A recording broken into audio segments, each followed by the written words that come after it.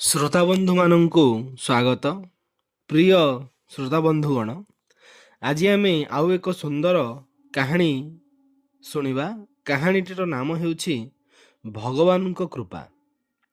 ଜଣେ ରାଜା ଥିଲେ, ତାଙ୍କର ମନ୍ତ୍ରୀ ଥିଲେ ଭଗବାନଙ୍କର ଜଣେ ଭକ୍ତ। ଯାହା କିଛି ଘଟୁଥିଲା ସେ କହୁଥିଲେ, ଏହା ଭଗବାନଙ୍କ ଅଶେଷ କୃପା। ଦିନେ ରାଜାଙ୍କର ପୁଅଟି ମରିଗଲା।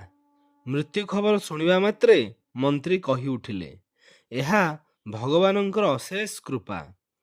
ଏହା ଶୁଣି ରାଜାଙ୍କୁ ବଡ଼ ଖରାପ ଲାଗିଲା, ତଥାପି ସେ ଚୁପ୍ ରହିଲେ। କିଛି ଦିନ ପରେ ରାଜାଙ୍କର ପତ୍ନୀ ମରିଗଲେ। ମନ୍ତ୍ରୀ କହିଲେ, ଏହା ତ ଭଗବାନଙ୍କର ଅଶେଷ କୃପା।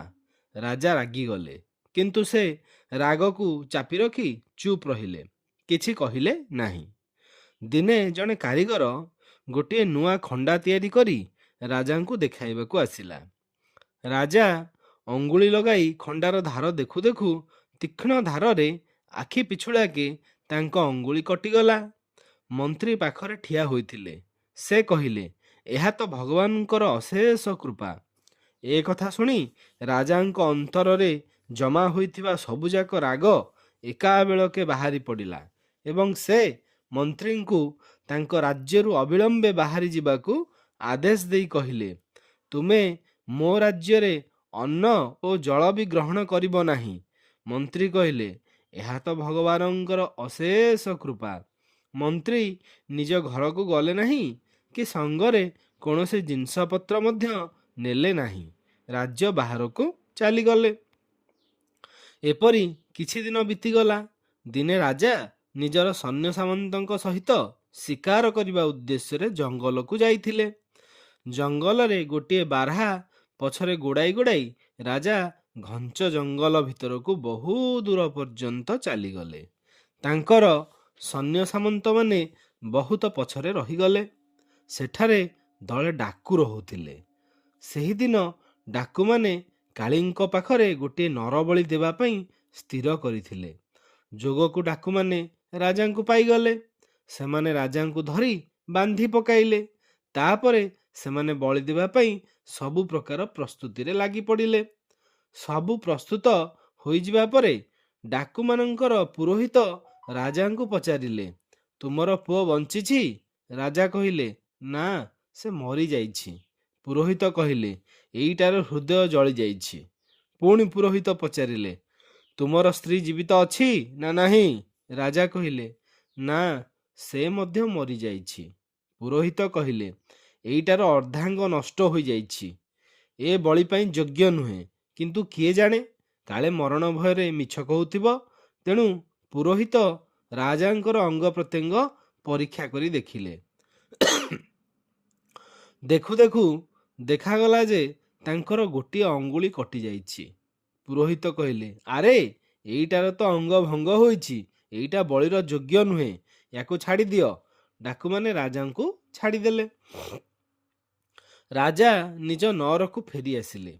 ଫେରିଆସି ସେ ନିକଟସ୍ଥ କର୍ମଚାରୀଙ୍କୁ ଆଦେଶ ଦେଲେ, ଆମ ମନ୍ତ୍ରୀ ଯେଉଁଠି ଥିଲେ ବି ତାଙ୍କୁ ଖୋଜି ଖୋଜି ଶୀଘ୍ର ମୋ ପାଖକୁ ଆଣ। ମନ୍ତ୍ରୀ ଫେରି ନ ଆସିବା ଯାଏ ମୁଁ ଅନ୍ନ ଜଳ ଗ୍ରହଣ କରିବି ନାହିଁ।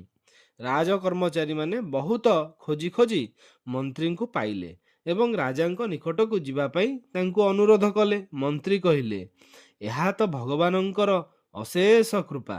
ମନ୍ତ୍ରୀ ଆସି ରାଜାଙ୍କ ନିକଟରେ ପହଞ୍ଚିଲେ। ରାଜା ତାଙ୍କୁ ଆଦର କରି ଆସନ ଦେଲେ ଏବଂ ନିଜ ଭୁଲ ପାଇଁ ପଶ୍ଚାତାପ କରି ଜଙ୍ଗଲର ସମସ୍ତ ବୃତ୍ତାନ୍ତ କହିଲେ। ଯେତେବେଳେ ମୁଁ ତୁମ କଥା ବୁଝିପାରି ନଥିଲି, ଭଗବାନଙ୍କର ମୋ ଉପରେ କେତେ ଯେ କୃପା ଥିଲା, ତାହା ମୁଁ ଏବେ ବୁଝିପାରିଲି।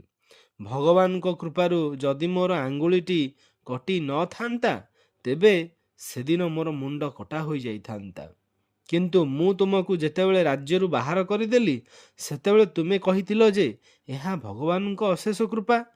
ତେବେ ସେହି କୃପାଟି ଯେ କ'ଣ, ତାହା ମୁଁ ଆଜି ପର୍ଯ୍ୟନ୍ତ ବୁଝିପାରି ନାହିଁ। ମନ୍ତ୍ରୀ କହିଲେ, ମହାରାଜ, ଆପଣ ଯେତେବେଳେ ଶିକାର କରିବା ପାଇଁ ଯାଇଥିଲେ, ସେତେବେଳେ ମୁଁ ମଧ୍ୟ ଆପଣଙ୍କ ସଙ୍ଗରେ ଯାଇଥାନ୍ତି। ଆପଣଙ୍କ ସହିତ ମୁଁ ମଧ୍ୟ ଜଙ୍ଗଲରେ ବହୁ ଦୂର ପର୍ଯ୍ୟନ୍ତ ପଳାଇଥାନ୍ତି, କାରଣ ମୋ ଘୋଡ଼ା ମଧ୍ୟ ଆପଣଙ୍କ ଘୋଡ଼ା ଠାରୁ କୌଣସି ଦୃଷ୍ଟିରୁ କମ୍ ନୁହେଁ। ଡାକୁମାନେ ଆପଣଙ୍କ ସହିତ ମୋତେ ମଧ୍ୟ ଧରି ନେଇଥାନ୍ତେ। ଆପଣଙ୍କର ଅଙ୍ଗୁଳି କଟି ଯାଇଥିବାରୁ ଆପଣ ସିନା ରକ୍ଷା ପାଇଗଲେ, କିନ୍ତୁ ସେଦିନ ମୋର ମୁଣ୍ଡ ନିଶ୍ଚୟ କଟା ହୋଇଥାନ୍ତା। ଭଗବାନଙ୍କ କୃପାରୁ ମୁଁ ଆପଣଙ୍କ ସଙ୍ଗରେ ନଥିଲି, ରାଜ୍ୟ ବାହାରେ ଥିଲି, ତେଣୁ ମୃତ୍ୟୁରୁ ରକ୍ଷା ପାଇଗଲି ଏବଂ ମୁଁ ପୁଣି ଥରେ ପୂର୍ବ ପରି ନିଜ ସ୍ଥାନରେ ନିଯୁକ୍ତ ପାଇଲି। ଏହା ଭଗବାନଙ୍କର ହିଁ ତ କୃପା। ତେଣୁ ପିଲାମାନେ, ଭଗବାନ ସମସ୍ତଙ୍କ ଉପରେ କୃପା କରନ୍ତି। ତେଣୁ ଜୀବନରେ ଯାହା ବି ଭଲ ହେଉଛି, ଯାହା ବି ଖରାପ ହେଉଛି, ସବୁ ପଛରେ କିଛି ନା କିଛି ମହତ୍ ଉଦ୍ଦେଶ୍ୟ ରହିଛି।